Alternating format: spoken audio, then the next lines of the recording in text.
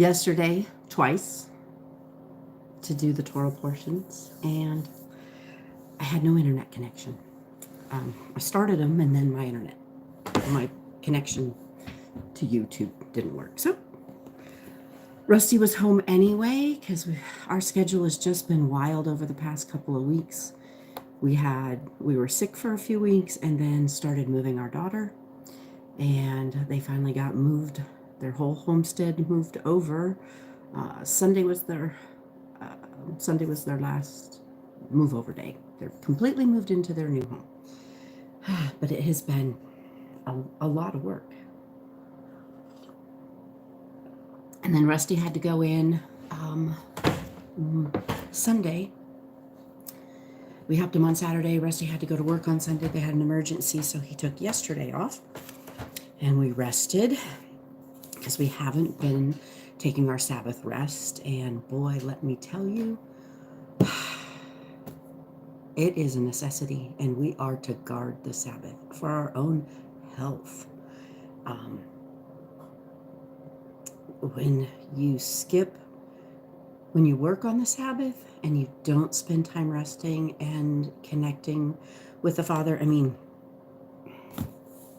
it makes a huge difference. Huge difference. Both of us are like, I can't wait for a Sabbath. I can't wait for a Sabbath. So we rested yesterday, but we're looking forward to our Sabbath. So this week is week 19. I think last week I said through the whole thing that it was week 19, but that was week 18. And this is week 19, and it's Terumah. And it means Heave Offering. And it's Exodus 25, 1 through 27, 19. And then the Haftorah, the prophets and books of wisdom, is 1 Kings 5, 2 through 6, 13, and Jeremiah 33, 25 and 26. And then in the Brit Hadashah, the Gospels, it's Matthew 12, 46 through 13, 58, Hebrews 8, 1 through 6, and also Hebrews 9, 23 and 24, and Hebrews 10, 1. And I realized I don't have my mic on. I have to run to town to run a bunch of errands, and I was like, I got up early. I'm like, you know what? I have time to get my Torah portion done, because I didn't know when I was going to, because my life has really sped up in that, for the past 8 years until last year, 2024, I could barely schedule, I scheduled one thing a week, and that was to watch my grandkids. And I would have to rest up all week just to be able to watch them on that one day. And then the Father healed me this past year. He took me to help find, things that'll heal me, and just straight out healed me of some things. And I'm at the point now where this is unheard of for me. I'm going to be going out of the house twice this week. No, 3 times this week. That's unheard of. For the past 8 years, I have not been able to do that. So praise Yah. It's just all of a sudden my life got really, really busy, and I forgot to put my mic on because I'm going. So, all right, I'm hoping you can hear me enough. The only thing that's running is my dehydrator, and it's not terribly loud. So hopefully you can hear me okay. And my plan is to get a tablet to where I can have the tablet and the phone, and but technology is more than I can deal with right now. So this is as good as it gets. Okay, I'm going to start with the commentary. I'm going to start with prayer. Father God, thank you for getting me up early and giving me an opportunity to get this done. You know that it weighed heavy on me as to when I was actually going to get this done. So thank you so much. Father God, thank you for whoever watches it. Send it to whoever you want it to go to, and give me only your words, Father. I only want to speak what you speak. I only want to speak what you've shown me. So Father God, bless whoever's watching, bless this time, help the internet and all the technology do what it's supposed to do, It's all in your hands, Father. Thank you for your tremendous blessings. You have been raining down, pouring down blessings on us, our family, beyond belief, and I am crushed with humility. And we do not deserve the blessings that you are raining down upon us, and we just are standing in awe of you every day for blessing our lives the way you have. We truly are walking in favor. And I believe that's because, to the best of our ability, we are being obedient to your word, your Torah, your instructions, your commandments. You know, there's so many scriptures of, if you will, then I will. And we are, and you are. You are providing and showing up in all the ways that you promise, because you are a promise keeper. Thank you so much. Once again, bless this time, keep the technology working, and help me to get it done so that I can get down to town and get all that done. Be glorified in your Son, Yeshua's mighty name. Amen. All right. Ooh. We've just been being crushed by blessings, and walking in favor, and Rusty and I are just, every day, it's like, we're so blessed. We are so blessed. And I truly believe it's because we walk in his ways. So, okay. So I'm going to start with the commentary. A year through Torah, a week by week journey for Christians. This kind of helps set the stage of what we're going to read. Helps our minds go from a Christian, a Greco-Christian, Roman Christian, whatever, mindset to an ancient Hebrew mindset, and help us to understand what it is we're reading from a Hebrew mindset. So, Terumah. Last week's portion, Mishpatim, which was an awesome portion, explained how the Israelites became a holy people. By entering into covenant, they chose to obey and walk in covenant with him, with the Lord at Mount Sinai. The terms of the covenant were written down in the book of the covenant, which contained a variety of laws to govern the people in the promised land.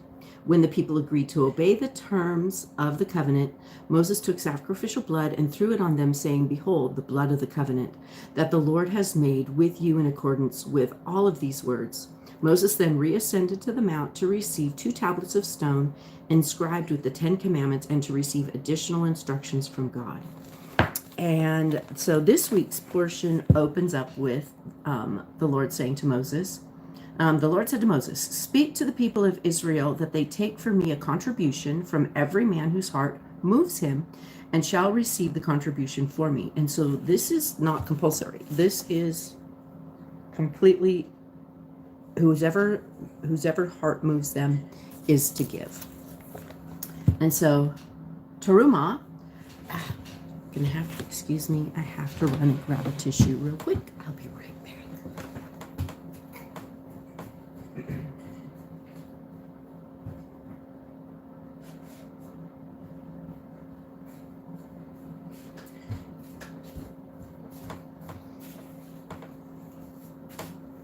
I had to do this yesterday. Allergy season has begun. Okay. So I have the tissue with me now. I'll keep it here. So Terumah means contribution, gift, or free will offering. In this week's Parsha, a contribution is called from the children of Israel for the construction of the Mishkan, the Tabernacle. I remember last year going through this, and I just think it's fascinating, all the details about the tabernacle and how he set it up. So a structure that would symbolize the Lord's presence among the Israelites during their sojourn to the land of Canaan. The Mishkan was intended to be God's dwelling place amongst the people, where sacrifices were offered and God would communicate with the people through Moses and the high priest. Detailed instructions for constructing the Mishkan according to the pattern given to Moses are provided in this portion of Torah. The Mishkan later became the model of the temple in Jerusalem and even the synagogue architecture in later days. The Mishkan consisted of 2 main parts. The outer part, called the Chazar, that contained the altar for blood sacrifices and the bronze laver, and a tent-like structure called the Obel. The tent itself was also divided into two distinct chambers: the holy place, which contained the table of showbread, lampstand, and altar of incense, and the Holy of Holies, the innermost chamber in which the Kohen Gadol, which is the high priest, entered on the Day of Atonement, and which contained the ark holding the Ten Commandments. So then it says, the rest of the Parsha is sometimes called Nuai Ha Mishkan, the commandment to build the Mishkan according to the pattern that Moses was given upon Mount Sinai. It proceeds from the inner to the outer, from the Holy of Holies to the outer court. Each component of the Mishkan, down to the smallest detail, is filled with symbolic significance about how to approach the Lord under the terms of the Sinai covenant, with the Levitical priesthood as its ritualistic expression. Where did the Israelites get the materials required to build the Mishkan? After all, the following materials were required: gold, silver, copper, wool dyed purple, wool dyed blue, linen, goat's hair, tachash, skins, acacia wood, olive oil, spices, and various precious gems. This stuff normally isn't seen lying around in the desert. So where did they get it? I believe they got it from the Egyptians. When the Father gave them favor and told them to go and ask for things from the Egyptians, they gave them. Various midrash. So midrash, from my understanding, is after they go through the Torah portion in the synagogue, the men, usually, Messianic churches, I think, do men and women now, but, old school, the men would get together, or the people get together, and they discuss the Torah portion for that week. They all ask questions and give their, kind of like we do on Thursdays in our women's Bible study. We share what the Father has shown us. So various midrash state that the gold and jewels came from despoiling the Egyptians, though some especially rare jewels were said to have been found in the desert with the manna that fell. The acacia tree came from Jacob, who foresaw the need 300 years earlier. The required extra long beam, the middle beam of the Mishkan, came from the tree that Abraham himself had planted, and which the angels had chopped down and carried to the desert for the Israelites. Well, that's all interesting. Not gospel, just different people's ideas. According to, actually, I'm going to skip all this, and we're just going to get started so that I don't run late. So we start with 25:1. And Yahweh spoke to Moshe, saying, "Speak to the children of Israel, that they take up a contribution for me. From everyone whose heart moves him, you shall take up my contribution. And this is the contribution which you take up from them: gold and silver and bronze, and blue and purple and scarlet material, and fine linen and goat's hair, and ram skins dyed red, and fine leather and acacia wood, oil for the light, spices for the anointing oil, and for the sweet incense, shoham stones, and stones to be set in the shoulder garment and in the breastplate." And I'm pretty sure that back in Genesis, shoham stones, we mentioned shoham stones, I think, being in Eden. Can't remember for sure. But anyway, "And they shall make me a set apart place, and I shall dwell in their midst. According to all that I show you, the pattern of the dwelling place and the pattern of all its furnishings, make it exactly so. And they shall make an ark of acacia wood, 2.5 cubits long, 1.5 cubits wide, and 1.5 cubits high.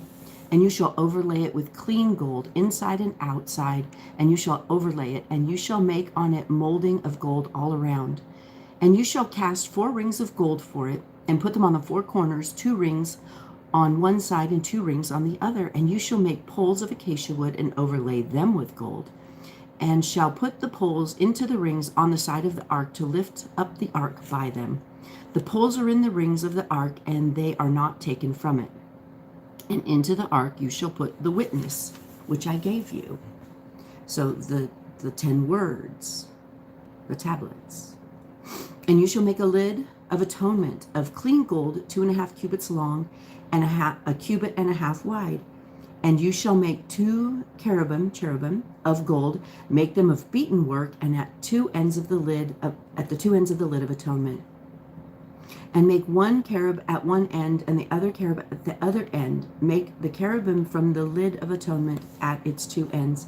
And the cherubim shall be spreading out their wings above, covering the lid of atonement with their wings, and with their faces towards each other. And the faces of the cherubim turns toward the lid of atonement. And you shall put the detail is crazy. And you shall put the lid of atonement, I'm sorry for sniffling.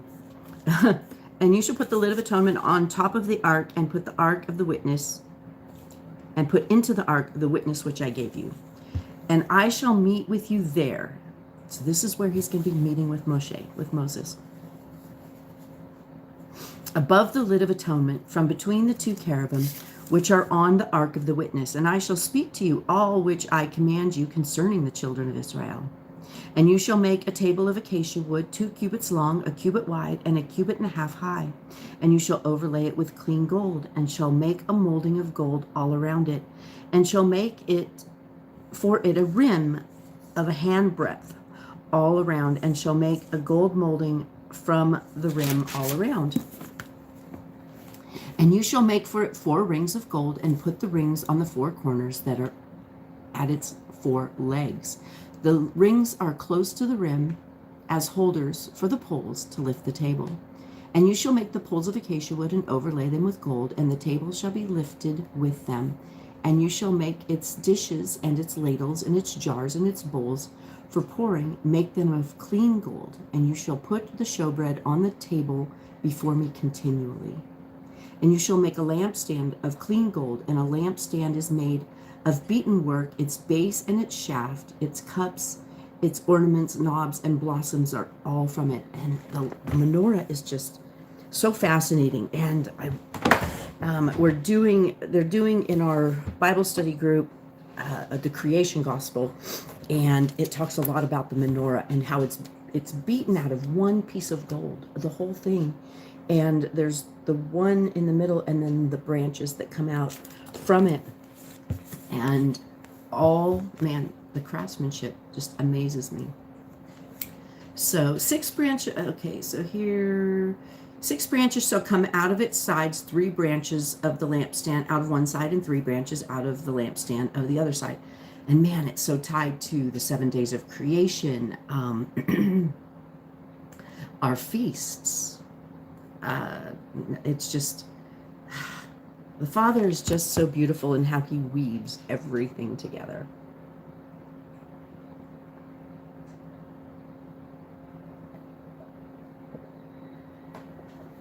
Sorry, I needed to get that finished while it was still warm. So the 6 branches shall come out of its side, and of the lampstand and one side, and 3 branches of one side, 3 branches of the other side, 3 cups made like almond flowers on one branch with ornamental knob and blossom, and 3 cups made like almond flowers on the other branch with ornamental knob and blossom. So for the 6 branches coming out of the lampstand. And on the lampstand itself are 4 cups made like almond flowers with ornamental knobs and blossoms. And the knob under the first 2 branches of the same, and the knob under the second 2 branches of the same, and the knob under the third 2 branches of the same, according to the 6 branches coming out of the lampstand. Like I said, such detail. The knobs and their branches are of the same, all of one beaten work of clean gold. And you shall make 7 lamps for it, and they shall mount its lamps so that they give light in front of it. And its snuffers and its trays are clean gold.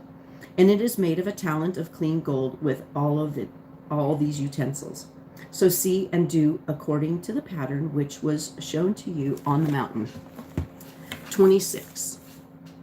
And make the dwelling place with 10 curtains of fine woven linen, blue and purple scarlet material.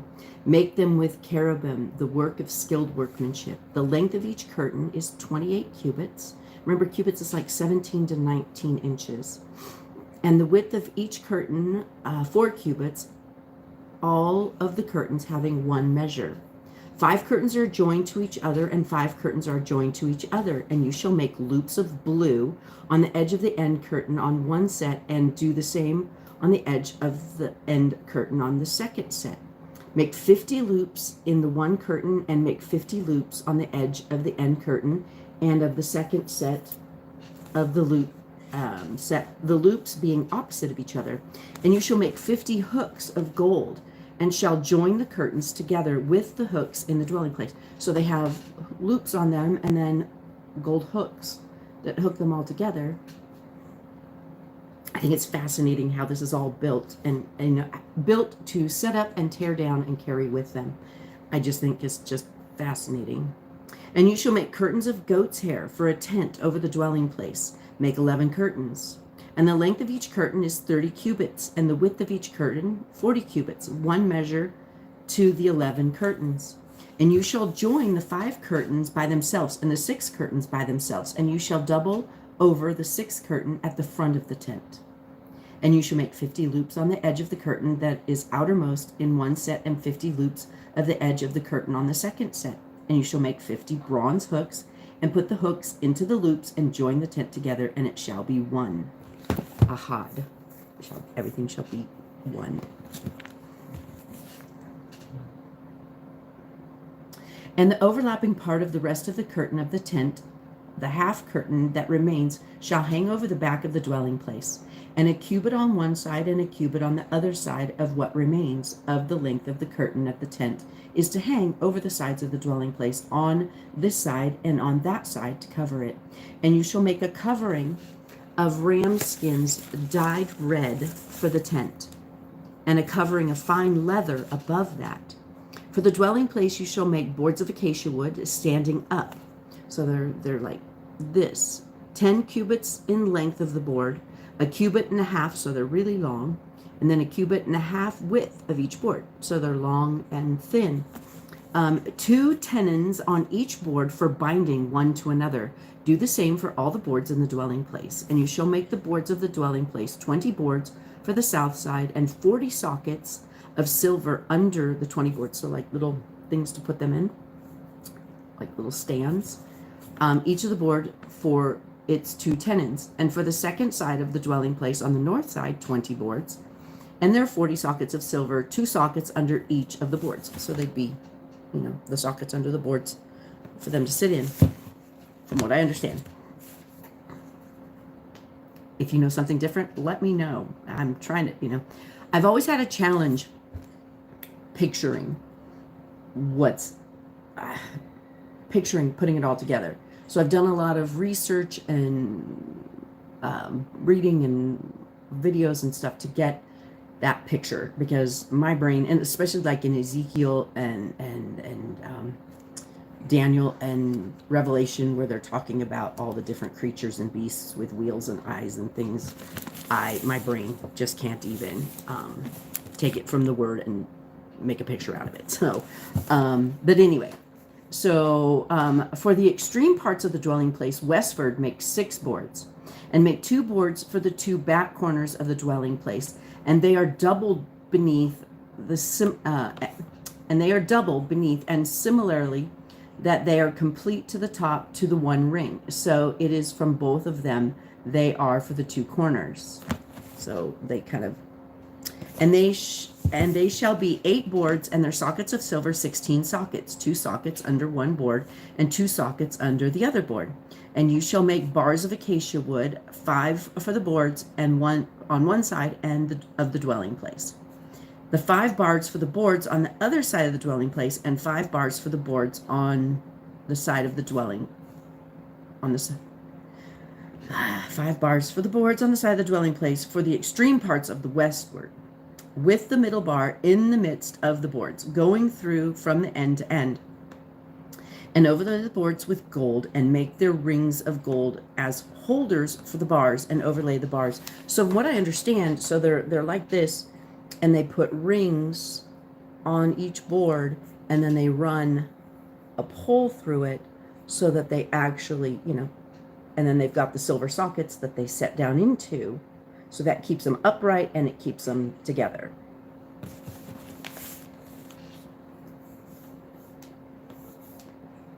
And the middle bar in the midst of the boards going through from end to end. So I think there's a couple bars so that it doesn't, so it keeps it stationary.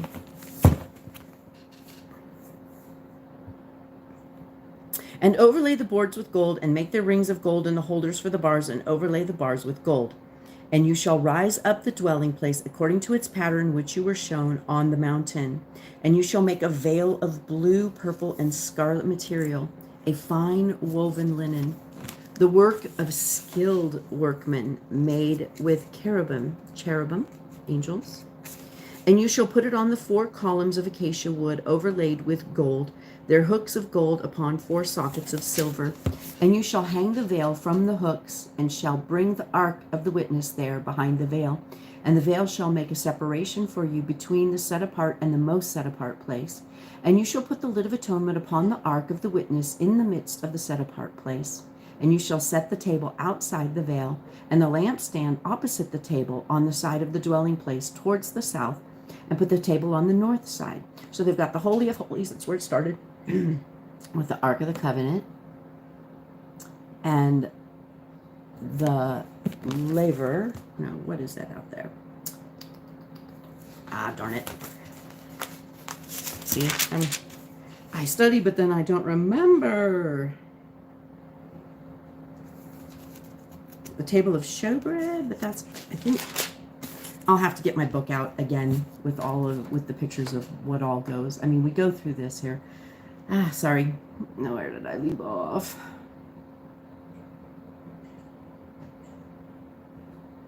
Okay. I apologize. No, not that far.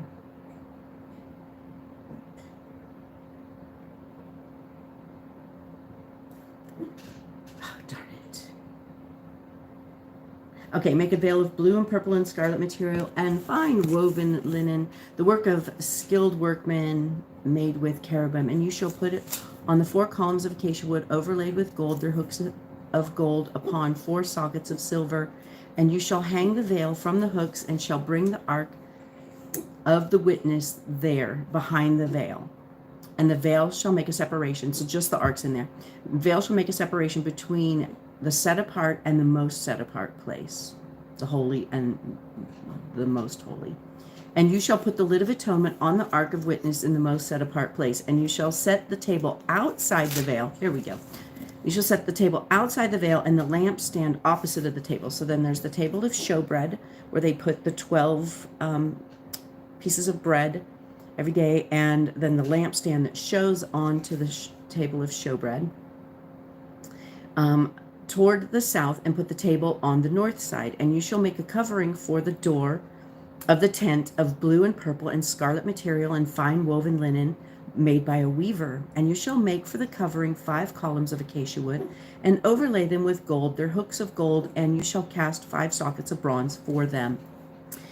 27, and you shall make a slaughter place of acacia wood, 5 cubits long and 5 cubits wide.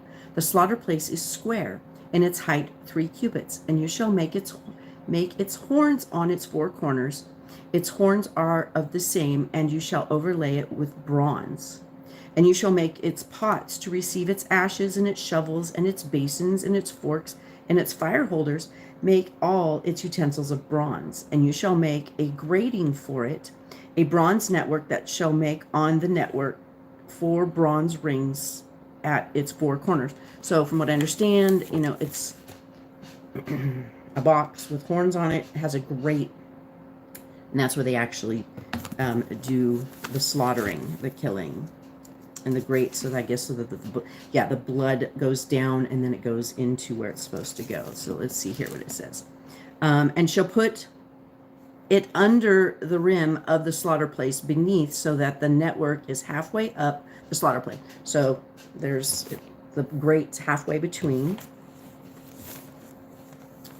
And you shall make poles for the slaughter place, poles of acacia wood, and shall overlay them with bronze, and the poles shall be put in the rings. And the poles shall be on the two sides of the slaughter place for lifting it. Make it hollow with boards, as it was shown to you on the mountain, so they are to make it. And you shall make the courtyard of the dwelling place for the south side screens for the courtyard made of fine woven linen, 100 cubits long for one side, and its 20 columns and their 20 sockets of bronze, the hooks of the columns and their bands of silver. And so for the north side in length, screens 100 cubits long with its 20 columns and their 20 sockets of bronze, and the hooks and the columns and their bands of silver. And the width of the courtyard on the west side, screens of 50 cubits with their 10 columns and their 10 sockets. And the width of the courtyard on the east side, 50 cubits, and the screens on the one side of the gate, 15 cubits, with their 3 columns and their 3 sockets. And on the other side, screens 15 cubits with their 3 columns and their 3 sockets.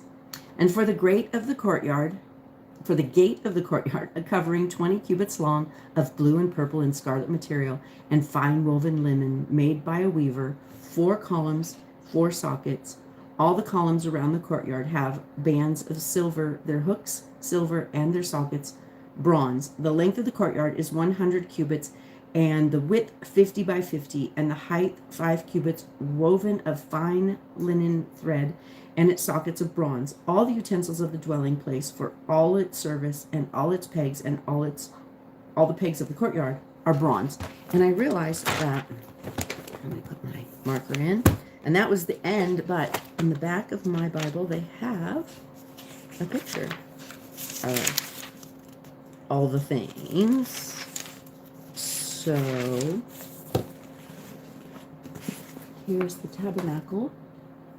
And so we just talked about the columns, the most holy place in the courtyard, and then the columns, and then the screens, and all that. And then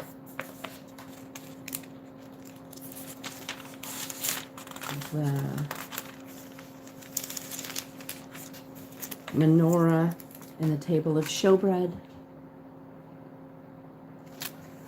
and then the slaughter place and the slaughter of the ascending offering, and then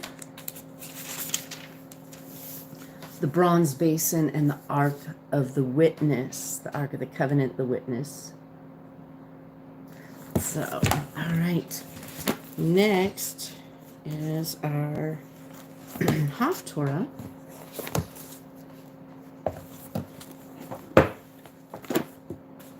First Kings 5:2 through 6:13.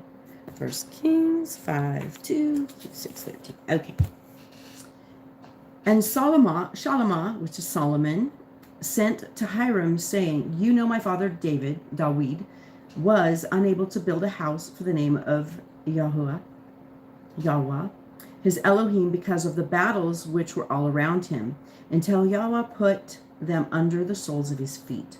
But now Yahweh my Elohim has given me rest all around. There is neither adversity nor evil incident. And see, I intend to build a house for the name of Yahweh my Elohim, as Yahweh spoke to my father David, saying, your son, whom I set on your throne in your place, he does build the house for my name. And now command that they cut down cedars for me from Lebanon, and let my servants be with your servants, and let me pay you wages for your servants according to whether you say, for you know there is none among us who knows to cut timber like the Tisonians."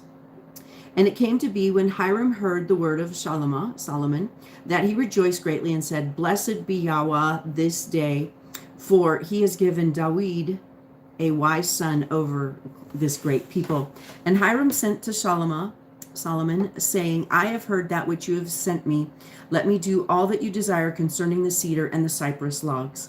Let my servants bring them down from Lebanon to the sea. Then I put them in rafts by the sea to the place you direct me, and I shall spread them out there, and you take them up while you do my desire by giving food for my household." And Hiram gave Solomon cedar and cypress logs all his desire. And Solomon gave Hiram 20,000 kor of wheat as food for his household, and 20 kor of pressed oil. Thus Shalom gave Hiram year by year. And Yahweh gave Solomon wisdom as he promised him. And there was peace between Hiram and Solomon, and the two of them made a covenant. The sovereign Solomon, the King Solomon, raised up compulsory labor out of all of Israel, and the compulsory labor was 30,000 men. And he sent them to Lebanon, 10,000 per new moon by courses. So every month he would send 10,000. They were 1 new moon in Lebanon, 2 new moons at home. So they were 1 month in Lebanon and 2 months at home. And Adariam was over the compulsory labor. And Shalom had, am I saying that right? Shalom. Yep, Shalom. Had 70,000 bearing burdens and 80,000 hewing stones in the mountains, beside 3,300 from the chiefs of Solomon's deputies who were over the work, those ruling over the people who labored in the work. And the sovereign commanded, and they brought large stones, precious stones, to lay the foundation of the house of hewn stones. And Solomon's builders and Hiram's builders and the men of Gebal did hew and prepare timber and stones to build the house. 6. And it came to be in the 480th year after the children, so 480 years after the children of Israel had come out of the land of Mitzrayim, out of Egypt, in the 4th year of the reign of Solomon. So he'd been king for 4 years, 480 years after they left Israel, which is what we're going over there in the Torah, over Israel in the new moon of ZIW, which is the 2nd new moon that he began to build the house of Yahweh. And the house which sovereign Shalom built for Yahweh was 60 cubits long and 20 wide and 30 cubits high. And the porch at the front of the hekel of the house was 20 cubits long according to the breadth of the house, and its width 10 cubits from the front of the house. And he made for the house windows with narrow frames. And against the wall of the house he built rooms all around against the walls of the house, all around the hekel and the speaking place. Thus he made side rooms all around. The lowest side room was 5 cubits wide, and the middle one was 6 cubits wide, and the third one was 7 cubits wide. For he made narrow ledges around the outsides of the house, so as not to lay hold on the walls of the house. And the house, when it was being built, was built with finished stone made ready beforehand, so that no hammer or chisel or iron tool was heard in the house while it was being built. I think that's super cool. So they had to all work away and then bring it in. The doorway for the middle side room was on the right side of the house, and they went up the stairs to the middle side of the room, from the middle to the third. So he built the house and completed it, and he paneled the house with beams and borders of cedar. And he built the side rooms of the structure against the house, each 5 cubits high, and they were fastened to the house with cedar beams. And the word of Yahweh came to Shalom, saying, the house which you are building, if you walk in my laws and do my right rulings, here's that if, and then, if you walk in my laws and do my right rulings and shall guard all of my commands and walk in them, then I shall confirm my word with you, which I spoke to your father David, and shall dwell in the midst of the children of Israel and not forsake my people of Israel. Next one is Jeremiah 33, 25 and 26. Jeremiah 33, 25 and 26, which was the same as last week. Thus says Yahweh, if my covenant is not with day and night, and if I have not appointed the laws of the heavens and the earth, then I would also reject the descendants of Jacob and David, my servant, so that I should not take his descendants to be rulers over the descendants of Abraham, Yitzhak, and Jacob. For I shall turn back their captivity and have compassion on them. And then next is Matthew 12, so the Brit Hadashah. the New Testament, Matthew 12:46 through 13:48. 12. There we go. No. 12:46. I didn't mark it. 46. Where are you? Oh, yes, I did. There we go. And while he was still talking to the crowds, see, his mother and brothers stood outside, seeking to speak with him. And one said to him, see, your mother and your brothers are standing outside, seeking to speak with you. But he answered, saying to the one who spoke to him, who is my mother, and who are my brothers? And having stretched out his hand toward the taught ones, his disciples, he said, see, my mother and my brothers. For whoever does... I posted this on Instagram today. Whoever does the desire of my Father who is in the heavens is my brother, sister, and mother. You know, we're supposed to love him with all our heart, mind, soul, body, and strength. And do we really? Do we really? You know, we should be at every decision we make. Is this what the Father would have me to do? And if you don't know for sure, then don't do it. And seek him. So anyway, 13. And on that day, Yeshua went out of the house and sat by the sea, and large crowds were gathered together to him, so that he went into the boat and sat down, and all the crowds stood on the beach. And he spoke to them much in parables, saying, see, the sower went out to sow, and he sowed some indeed fell by the wayside, and the birds came and devoured them. And that's what we need to pray. We need to pray for our loved ones that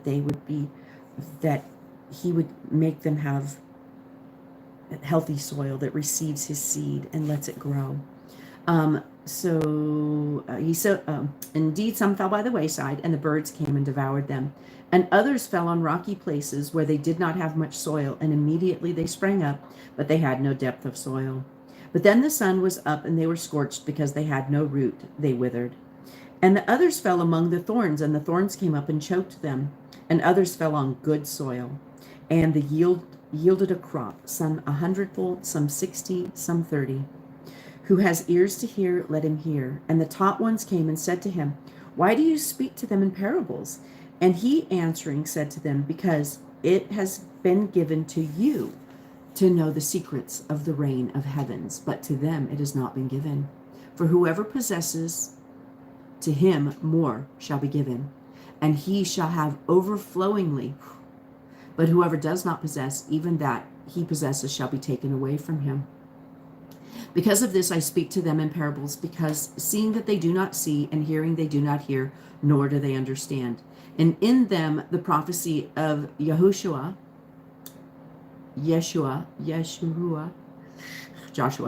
is completely fulfilled, which says, and this is a quote from Joshua, hearing you shall hear, and by no means understanding, and seeing you shall see, and by no means perceive. For the heart of this people has become thickened, and their ears are hard of hearing, and their eyes they have closed, lest they should see with their eyes, and hear with their ears, lest they should understand with their heart, and turn back, and I heal them. And blessed are your eyes because you see, and your ears because you hear. For truly I say to you that many prophets and righteous ones long to see what you see and did not see it, and to hear what you hear and did not hear it. You then hear the parable of the sower. When anyone hears the word of the reign and does not, or a lot of Bibles call it kingdom, words of the kingdom, and does not understand it, then the wicked one comes and snatches away what was sown in his heart. This is that sown by the wayside and sown on the rocky places. This is he who hears the word and immediately receives it with joy. Yet he has no root in himself, but is short-lived, and when pressure or persecution arise because of the word, immediately he stumbles. That happened to me when I became a Christian.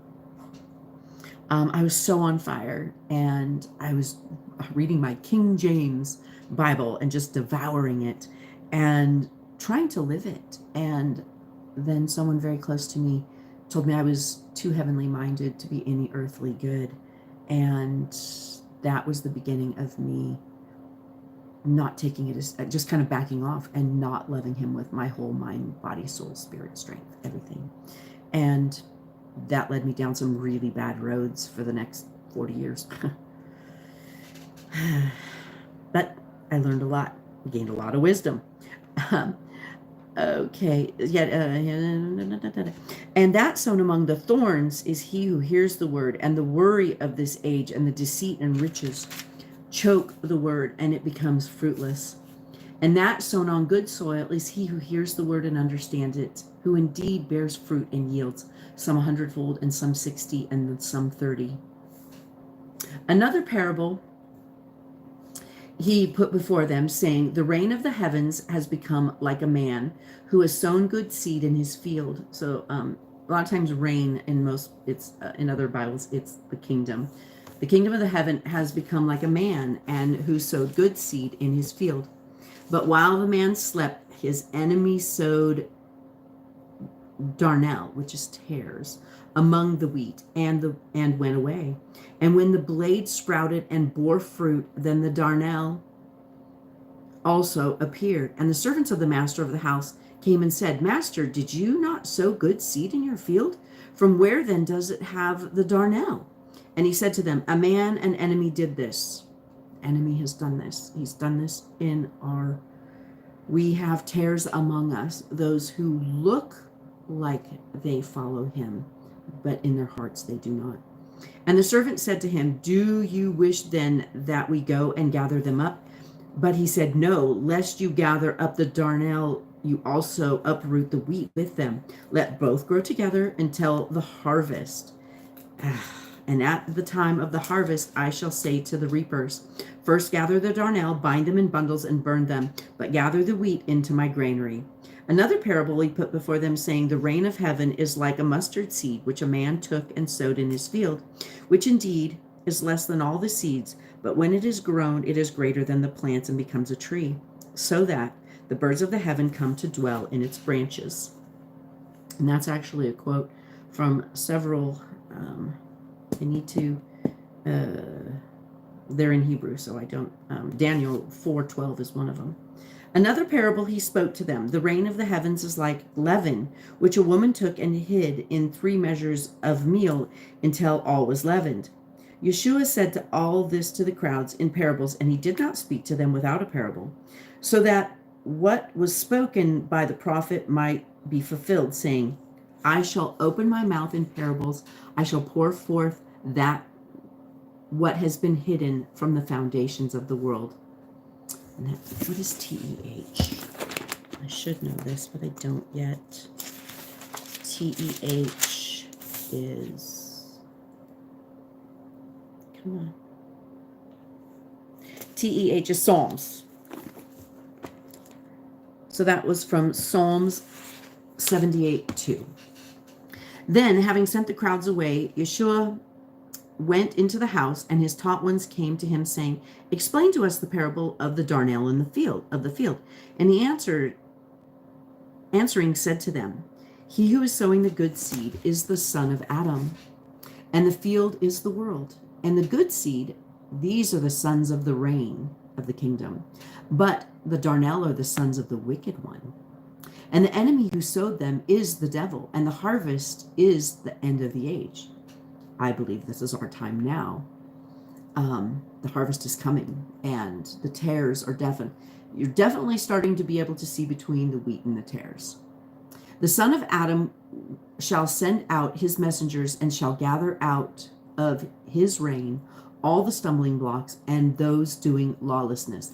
That is a quote from TSEPH, which is Zephaniah 1:3. And shall throw them into the furnace of fire, and they shall be wailing and gnashing of teeth. Then the righteousness shall shine forth as the sun. And that's from Daniel 12:3. In the reign of their father, who has ears to hear, let him hear. Again, the reign of heaven is like the treasure hidden in a field, which a man, having found it, hid, and for the joy over it goes and sells all that he has and buys that field. Again, the reign of heaven is like a man, a merchant seeking fine pearls, who, when he has found one pearl of great price, went and sold all that he had and bought it. Again, the reign of heaven is like a dragnet that was thrown into the sea and gathered some of every kind, which when it was filled, they drew to the shore, and they sat down and gathered the good into containers, but threw the rotten away. Thus shall it be at the end of the age.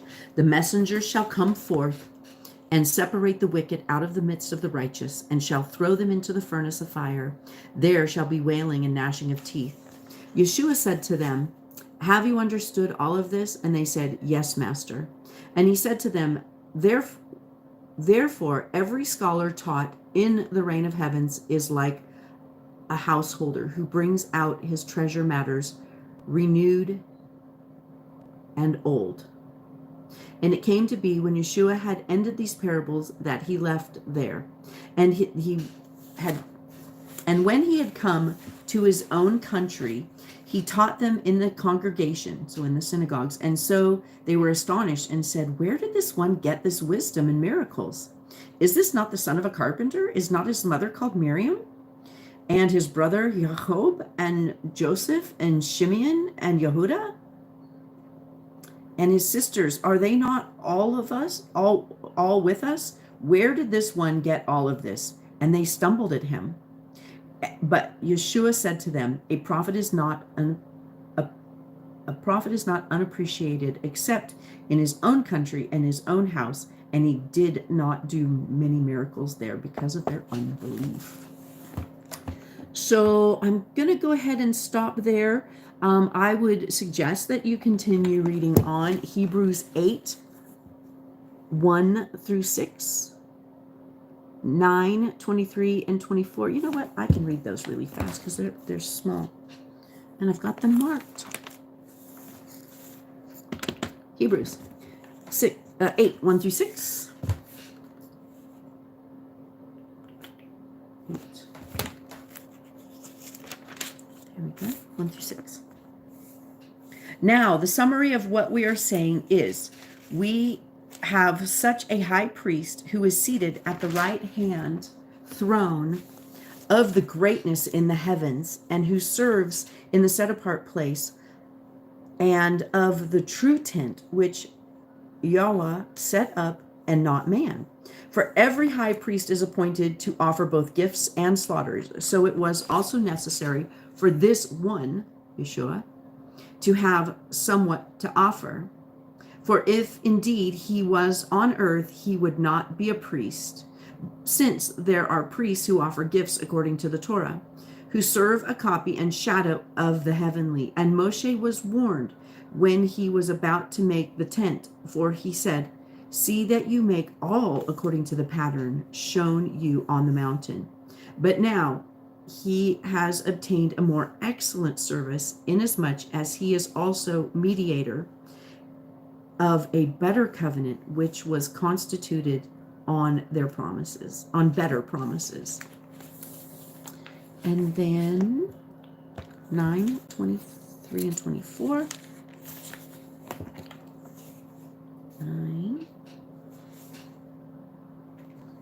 It was necessary then that the copies of the heavenly ones should be cleansed with these, but the heavenly ones themselves with better slaughter offerings than these. For Messiah has not entered into the set apart place made by hand, figures of the true, but into heaven itself, now appear in the presence of Elohim, to appear in the presence of Elohim on our behalf. And then 10:1. For the Torah, having a shadow of the good matters to come, and not the image itself of the matters, was never able to make perfect those who draw near with the same slaughter offerings, which they now offer continually year by year. All right, that is it for this week.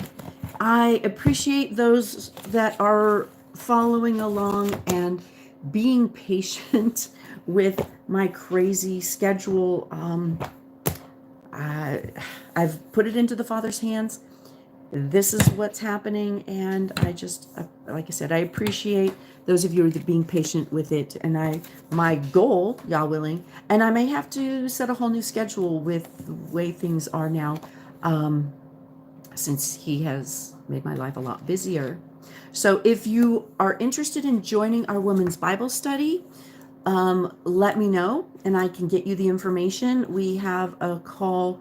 We have a call every Thursday, noon Pacific, 3 Eastern, where we go over the portion that we read from this week and learned. And then we have others, like I do a new moon, which is basically every new month, the Hebrew months and what they mean and what they stand for and all about them. That will be on Friday at noon Pacific, 3 Eastern. So if you're interested in joining our women's Bible study, let me know and I'll get you the information. Be blessed. Have a fabulous week. Father Yah, bless everyone who listens to this. Bless their week. Draw them in closer to walk in covenant with you. Thank you so much for the opportunity to read your word and share it with others. In your Son's, Yeshua's holy name. Amen. All right, be blessed.